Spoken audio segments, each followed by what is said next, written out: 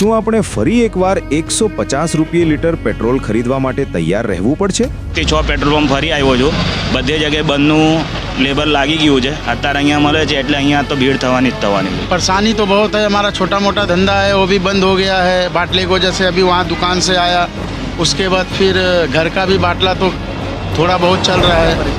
अभी तो पेट्रोल भी परेशानी है. पेट्रोल तो कहीं मिली नहीं. पूरा डिंडोली बंद है पेट्रोल पंप. પેટ્રોલની લાઈન લાગેલી છે, એમાં સાદું પેટ્રોલ તો છે જ નહીં, પાવર પેટ્રોલ ને એ રીતના મળે છે. જો તમને એમ લાગતું હોય કે 2026માં બધું શાંતિથી ચાલશે તો તમે ભ્રમમાં જીવી રહ્યા છો. રશિયા યુક્રેન યુદ્ધ વખતે જે સ્થિતિ થઈ હતી તેના કરતાં પણ ભયાનક સ્થિતિ અત્યારે મધ્ય પૂર્વ એટલે કે મિડલ ઈસ્ટમાં સર્જાઈ રહી છે.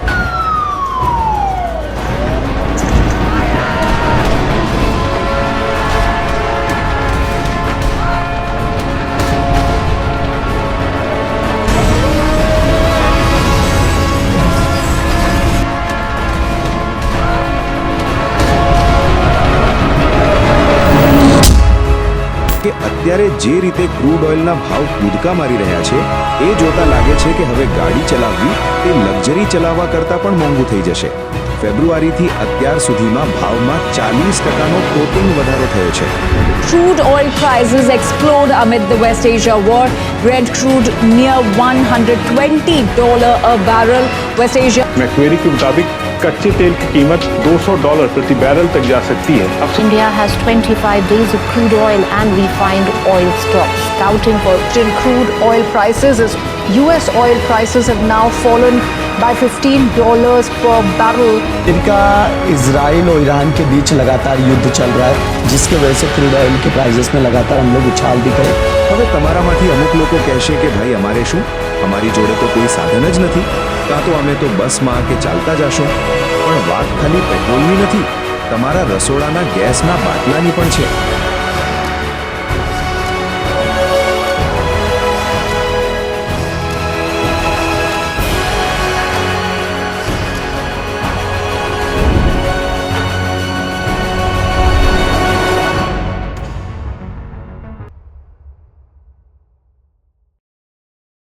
હવે તમને એમ થશે કે ક્રૂડ ઓઇલના ભાવ વધવાથી એલપીજી પર કેમની અસર થશે? ચાલો આજે આ આખા ગણિતને સાદી ભાષામાં સમજીએ. તો સૌથી પહેલા પ્રાઇસની વાત કરીએ તો તમારે તેનો બેઝિક કોન્સેપ્ટને જાણવું જરૂરી છે. પહેલા એ સમજીએ કે ભારતમાં ભાવ કેવી રીતે નક્કી થાય છે. ભારત પોતે તેલનું ઉત્પાદન ખૂબ ઓછું કરે છે અને 85% તેલ આયાત કરે છે, એટલે કે આપણે બીજા દેશો પર નિર્ભર છીએ. તેથી ભારતમાં પેટ્રોલ અને એલપીજીના ભાવ પૂરેપૂરા સીધા સરકાર નક્કી કરી શકતી નથી. આ ભાવ આધાર રાખે છે 4 મુખ્ય કારણો પર. પહેલું કારણ ઇન્ટરનેશનલ ક્રૂડ ઓઇલ પ્રાઇસ. હવે આ ક્રૂડ ઓઇલ એટલે વળી શું?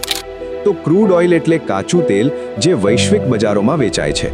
જો મિડલ ઈસ્ટમાં કે જ્યાંથી આપણે તેલ મંગાવીએ છીએ ત્યાં તણાવ કે યુદ્ધ થાય, અથવા તો ઓઇલ બનાવતા દેશો પ્રોડક્શન ઓછું કરે અને માંગ વધી જાય, આ બધા કારણોથી પણ ક્રૂડ ઓઇલ મોંઘું થઈ જાય. પરિણામે પેટ્રોલ અને એલપીજી બંનેના ભાવ વધે છે.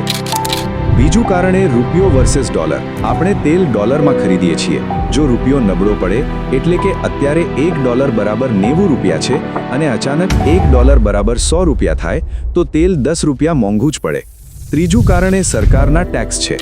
સરકાર પેટ્રોલ પર ભારે ટેક્સ વસૂલ કરતા હોય છે કે જેમાં એક્સાઇઝ ડ્યુટી કેન્દ્ર સરકાર દ્વારા અને વેટ રાજ્ય સરકાર દ્વારા વસૂલ કરવામાં આવે છે. તો સરકાર દ્વારા જો ટેક્સ ઓછો કરવામાં આવે તો ભાવ સ્થિર રહેશે અને જો ટેક્સ વધારવામાં આવે તો ભાવમાં વધારો થતો જોવા મળશે. તેવી જ રીતે એલપીજીમાં પણ સબસિડીનો ખૂબ જ મોટો રોલ હોય છે કે જેમાં સબસિડી ઘટે તો સિલિન્ડર મોંઘું થાય છે. ચોથું અને સૌથી મહત્વનું કારણ માંગ અને સપ્લાય. માંગ વધે અને સપ્લાય ઘટે તો ભાવ આપમેળે વધવાના જ છે. આ કેટલાક ઇમ્પોર્ટન્ટ ફેક્ટર હતા કે જે ક્રૂડ ઓઇલના ભાવમાં વધઘટ કરી શકે છે. હવે આપણે વાત કરીએ આપણા મેઇન ટોપિકની કે અત્યારની પરિસ્થિતિ પ્રમાણે ભાવમાં શું અસર થશે.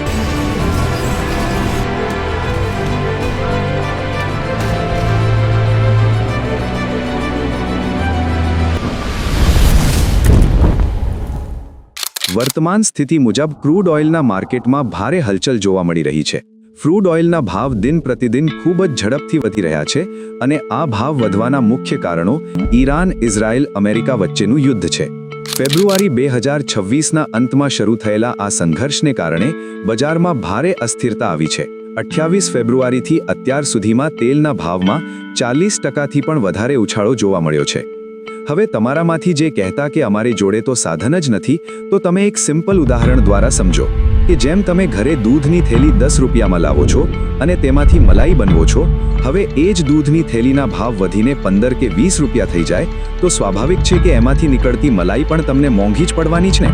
બસ એવું જ કંઈક આ તેલનું ગણિત છે. આ દૂધ એટલે આપણું ક્રૂડ ઓઇલ એટલે કે કાચું તેલ, અને મલાઈ એટલે આપણો એલપીજી રસોઈ ગેસ. એલપીજી એ તેલને સાફ કરતી વખતે મળતી એક આડ પેદાશ છે. જો કાચું તેલ જ મોંઘા ભાવે વિદેશથી આવશે તો એમાંથી બનતો ગેસ સસ્તો કેમ નહીં હોઈ શકે? એટલે સમજી લેજો કે જો તેલના ભાવ વધશે તો ગેસના બાટલાના ભાવ વધવા પાછળ કોઈ રોકેટ સાયન્સ નથી. આ સીધું ગણિત છે. આવો ઉછાળો એ 2022માં રશિયા યુક્રેન વોરમાં પણ જોવા મળેલો, અને તેના કારણે જે પેટ્રોલ 60માં વેચાતું હતું એનો ભાવ અત્યારે 100થી પણ વધારે થઈ ગયો છે. સ્ટ્રેટ ઓફ હોર્મુઝ પર ઈરાને અંકુશ મેળવ્યો છે, જે વિશ્વનો સૌથી મહત્વનો માર્ગ છે, કારણ કે આ જ રસ્તા પરથી દુનિયાનું 20% ઓઇલ સપ્લાય પસાર થાય છે. ઈરાને આ માર્ગ પર અંકુશ મેળવતા મધ્ય પૂર્વના દેશો જેવા કે કુવેત, ઇરાક, સાઉદી અરેબિયાનો સપ્લાય અટકી ગયો છે, અને એ લોકો પોતાના જહાજો મોકલતા ડરે છે, કેમ કે જો એ પોતાના જહાજ મોકલશે તો ઈરાનની આર્મી મિસાઇલ મોકલીને જહાજના ભૂક્કા બોલવી દેશે, જેના કારણે દરરોજ લગભગ 10 મિલિયન બેરલની અછત સર્જાઈ છે. હવે આ બેરલ એટલે શું વળી? તો બેરલ એટલે કે લોખંડનું મોટું ટેન્કર કે જેમાં તેલ ભરી શકીએ, અને આ એક બેરલમાં કુલ 159 લિટર તેલનો સમાવેશ થાય છે. ગણતરી કરો, આવા 1 કરોડ ટેન્કર જેટલું તેલ અત્યારે માર્કેટમાં ઓછું છે. જ્યારે વસ્તુ ઓછી હોય અને લેવાવાળા લાઇનમાં ઊભા હોય ત્યારે વેચવાવાળો તો ભાવ વધારવાનો જ છે ને.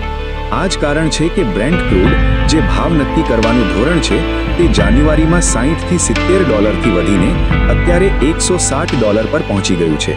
વિશ્વમાં તેલના સપ્લાયમાં અત્યાર સુધીનો સૌથી મોટો ઘટાડો છે. આ આંકડાઓ જોઈને તમારા મનમાં એક પ્રશ્ન ઉત્પન્ન થતો હશે કે શું ભાવ હજુ પણ વધશે?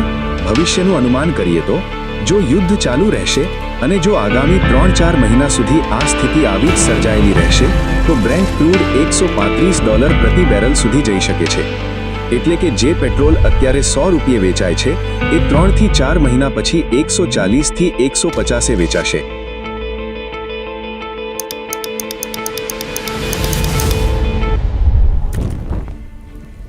આ તો હતી પેટ્રોલની વાત. હવે વાત કરીએ એલપીજી વિશે. એટલે કે જ્યારે ક્રૂડ ઓઇલ મોંઘું થાય ત્યારે રિફાઇનિંગની પ્રોસેસ મોંઘી થાય છે, જેના લીધે એલપીજીના આંતરરાષ્ટ્રીય ભાવો પણ વધે છે. જો મધ્ય પૂર્વ એટલે કે મિડલ ઈસ્ટમાં યુદ્ધ ચાલતું રહેશે અને જહાજોને આવવા જવામાં તકલીફ પડશે, જેમ કે આપણે હોર્મુઝના માર્ગની વાત કરી, તો સપ્લાય ખોરવાઈ જશે અને ભાવ વધવા લાગશે. જ્યારે ઇન્ટરનેશનલ માર્કેટમાં ભાવ વધે છે ત્યારે સરકાર પાસે 2 રસ્તા વધતા હોય છે. પહેલો, કાં તો સામાન્ય જનતા પર બોજ નાખીને સિલિન્ડરના ભાવ સીધા વધારી દેવા, કાં તો ટેક્સ ઓછો કરીને જનતાને રાજી રાખે. હવે તમે સમજણા તો છો જ કે સરકાર કયો રસ્તો અપનાવે છે. તમે એટલું ટેન્શન ના લો અત્યારે, કેમ કે હાલમાં અમેરિકા અને ઈરાન વચ્ચે યુદ્ધ વિરામ એટલે કે સીઝફાયરની વાતો ચાલી રહી છે. જો હોર્મુઝનો માર્ગ ફરી ખુલી જશે તો વર્ષના અંત સુધીમાં ભાવ ઘટીને ફરી $70થી $80 સુધી આવી શકે છે. આ ઉપરાંત ઇમરજન્સી સ્ટોક કે જે IEA એટલે કે ઇન્ટરનેશનલ એનર્જી એજન્સીએ સપ્લાય વધારવા માટે પોતાના ઇમરજન્સી રિઝર્વમાંથી 400 મિલિયન બેરલ તેલ બહાર પાડવાનો નિર્ણય લીધો છે, જેથી ભાવ કાબૂમાં રહી શકે. હવે પ્રશ્ન એ થાય કે ભારત પર આની શું અસર થશે? ભારત પોતાની જરૂરિયાતનું 85% તેલ આયાત કરે છે. ઓઇલ મોંઘું થવાથી પેટ્રોલ, ડીઝલ અને એલપીજીના ભાવ વધશે, જેનાથી ટ્રાન્સપોર્ટેશન અને ખાવા પીવાની વસ્તુઓ મોંઘી થશે, એટલે કે મોંઘવારી વધશે. બીજું કે તેલ અને નેચરલ ગેસ મોંઘા થવાથી ખેતીના ખાતર એટલે કે ફર્ટિલાઇઝર્સના ભાવમાં પણ 15થી 20% વધારો થઈ શકે છે. જો યુદ્ધ અટકશે તો જ રાહત મળશે, નહીંતર 2026 મોંઘવારીનું વર્ષ સાબિત થશે. તમને શું લાગે છે, શું સરકારે અત્યારે પેટ્રોલ પરનો ટેક્સ ઓછો કરવો જોઈએ?